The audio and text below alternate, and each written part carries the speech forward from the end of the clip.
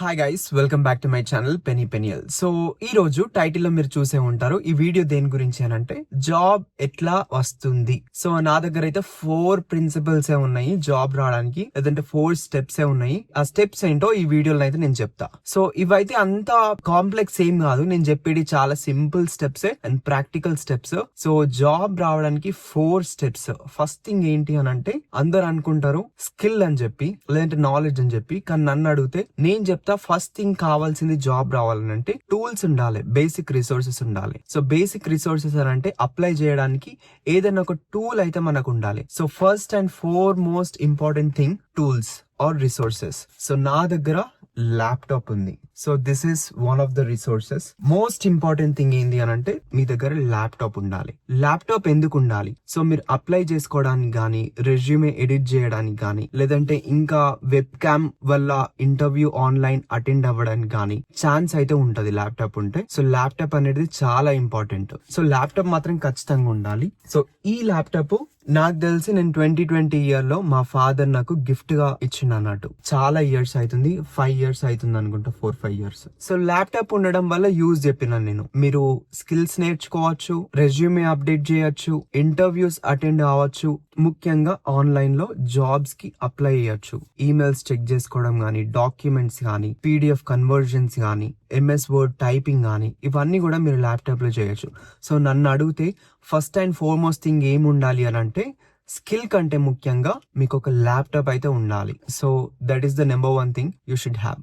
And next second thing ఏంటి అని అంటే జాబ్ రావాలంటే మీకు లోపల కనలాడే స్వభావం ఉండాలి. ఒక్కటేసరికి మీకు ఏదో అప్లై చేసినాక రాకపోయేసరికి డిసప్పాయింట్ అయ్యి ఇంకా రాదులే అని అనుకోవడం కాదు. అసలు మీరు అప్లై చేస్తూనే ఉండాలి. మీకు లోపల ఒక బర్నింగ్ డిజైర్ ఉండాలి. మీకు బర్నింగ్ డిజైర్ ఉండి కన్సిస్టెంట్ గా అసలు డ్రాబ్యాక్స్ వచ్చినా గానీ ఇంకా అప్లై చేసే స్పిరిట్ ఉండాలి, అప్లై చేసే విల్లింగ్నెస్ ఉండాలి. మీకు లోపల నాకు జాబ్ కావాలి అనేది ఒక బర్నింగ్ డిజైర్ అయితే ఉండాలి. ఈ స్వభావం ఉంటే గిట్లా అప్లై చేసుకుంటూనే పోతారు. మీకు ఎన్నో జాబ్ రిజెక్షన్స్ అవి వస్తూ ఉంటాయి, కానీ అవన్నిటిని పట్టించుకోకుండా మీరు అప్లై చేసుకుంటూనే ఉండాలి. బర్నింగ్ డిజైర్ అంటే ఒక రోజు మోటివేట్ అయ్యి 10 days తర్వాత మళ్ళీ ఇంకా విడిచిపెట్టడం కాదు.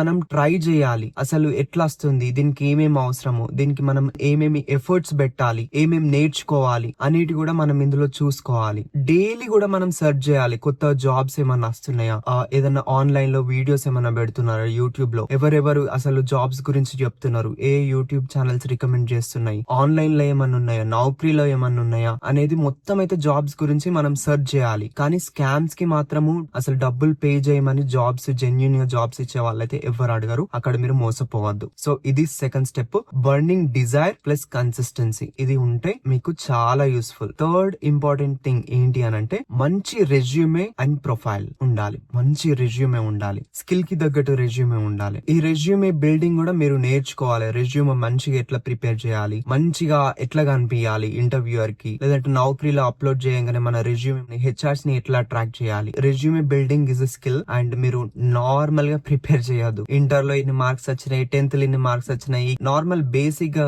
అంటే మీరు మెన్షన్ చేయాలి, కానీ అది బుల్లెట్ పాయింట్స్ లాగా ఉండాలి. జస్ట్ బుల్లెట్ పాయింట్స్ లాగా ఉండాలి. ఏ వేగ్ స్టేట్మెంట్స్ ఉండదు.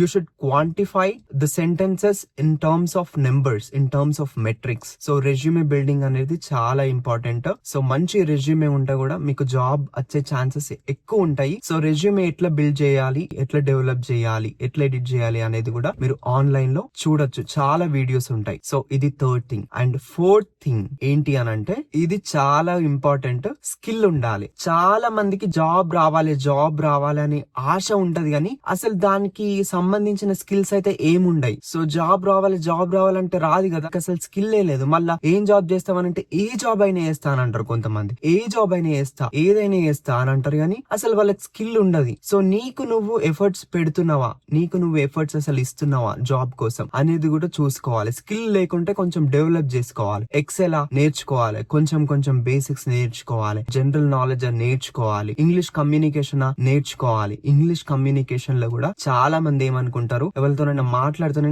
ఏడుగా మాట్లాడుతున్నాడు ఇంగ్లీష్ అని అనుకుంటారు, కానీ English is a mode of communication communication ప్రతి దగ్గర కూడా వరల్డ్ వైడ్ గా ఒక యూనిఫైడ్ లాంగ్వేజ్ లో ఇంగ్లీష్ లో మనము we are communicating, we are not discriminating against our mother tongue which is our foundational language. మన పునాది మాత్రం మన మదర్ టంగే. కానీ మీకు ఇప్పుడు ఇంటర్వ్యూస్ అయితే ఎక్కడైనా కానీ తెలుగులో అయితే కండక్ట్ చేయరు కదా, ఇంగ్లీష్ రావాలి. It's a mode of communication, right? అంతేగాని ఇంకా దాన్ని ఎట్లనో చూడొద్దు. సరే, మరి ఇంగ్లీష్ మనం నేర్చుకుందాం. నేర్చుకోవాలంటే ఎట్లా రావాలి? నేర్చుకోవడం ఎట్లా వస్తుంది? అసలు ఇంగ్లీష్ ఎట్లా వస్తుంది? ఇది కమ్యూనికేషన్. నువ్వు మాట్లాడితేనే కదా నీకు భాష వచ్చేది. సో యూ షుడ్ కమ్యూనికేట్ కావాలి. ఎవరు ఏమనుకున్నా కానీ పట్టించుకోకండి. నేర్చుకోవడం అనేది ఒక టాలెంట్. సో హిందీ ఉన్నా నేర్చుకోవచ్చు, ఇంగ్లీష్ ఉన్నా నేర్చుకోవచ్చు. అది మనకే ఉపయోగం. స్కిల్ లో ఇవి వస్తాయి.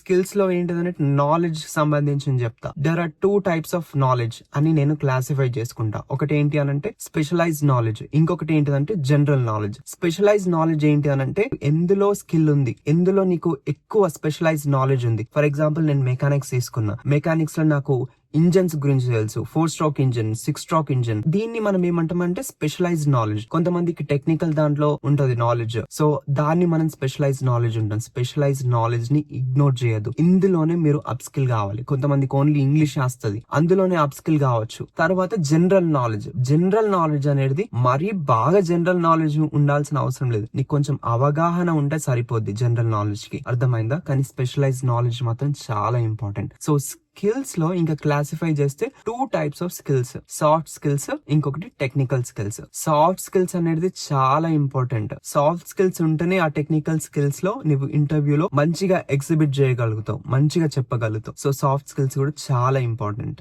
అండ్ ఇంకొకటి ఏంటి అనంటే అసలు స్కిల్ లేకపోతే మనకు వర్క్ మాత్రం ఎవరు ఇయ్యరు. సో అందుకే స్కిల్ అనేది ఇంపార్టెంట్. సో సాఫ్ట్ స్కిల్స్ అనంటే మన బాడీ లాంగ్వేజ్ గానీ, మన వే ఆఫ్ కమ్యూనికేషన్ గానీ, మన లాంగ్వేజ్ గానీ, ఎట్లా మాట్లాడుతున్నాం, మన కాన్ఫిడెన్స్ లెవెల్స్ అని ఎట్లా మాట్లాడుతున్నాం అనేది సాఫ్ట్ స్కిల్స్. సో మీకు టెక్నికల్ స్కిల్స్ ఉంటే కూడా దాన్ని కాంప్లిమెంట్ చేసేది సాఫ్ట్ స్కిల్సే. దీన్ని మాత్రం ఇగ్నోర్ చేయదు. మీకు ఎంతో కొంత టెక్నికల్ స్కిల్ ఉండి సాఫ్ట్ స్కిల్స్ ఎక్కువ ఉన్నా మీకు జాబ్స్ వచ్చే ఛాన్సెస్ అయితే ఎక్కువ ఉంటాయి. సో దీన్ని మాత్రం అస్సలు ఇగ్నోర్ చేయకండి. 4 steps చాలా ఇంపార్టెంట్. ఒకటి టూల్స్, రిసోర్సెస్. సెకండ్ థింగ్ ఏంది అనంటే burning desire plus consistency. Third thing ఏంది అనంటే గుడ్ రెజ్యూమే. ఫోర్త్ థింగ్ ఏంటి అనంటే స్కిల్. ఇది రెజ్యూమ్ కాదు, ఇది రెజ్యూమే. ఈ కి పైన ఇట్లా జట్టుకుంటది అన్నట్టు. సో ఇట్లా జట్టుకున్నాయి అన్ని ఏ అని చదవాలి. రెజ్యూమే, అర్థమైందా? కెఫే ఐడియా ఉండాలి. అట్లని చెప్పి నాకు బాగా వచ్చని నేను అనుకోను, నాకు రాదు. నేను రోజు కూడా ఎంతో కొంత నేర్చుకుంటున్నాను. నేను కూడా చాలా మిస్టేక్స్ కమిట్ చేస్తా. నన్ను యూస్ నేనే నవ్వుకుంటా అసలు మిస్టేక్స్ చేసుకుంటూ. ఇట్లనే ట్రై చేసుకుంటూ ఉంటే ఏదో ఒక జాబ్ అయితే మీకు కొట్టచ్చు ఈజీగా. సో ఈ స్టెప్స్ అయితే ఖచ్చితంగా ఫాలో అవ్వండి. అండ్ ఈ వీడియో మీకు యూస్ఫుల్ అనిపిస్తే గిట్లా తప్పకుండా వీడియోకి లైక్ మాత్రం చేయండి. మీ ఒపీనియన్ ని కామెంట్ సెక్షన్ లో తప్పకుండా తెలియజేయండి. అండ్ ఛానల్ ని మాత్రం సబ్స్క్రైబ్ చేసుకోకుండా ఉండకండి, సబ్స్క్రైబ్ చేసుకోండి. అండ్ ఇంకా లైక్ కొట్టకుంటే తప్పకుండా లైక్ కొట్టండి. Thanks for watching. See you next video. Bye.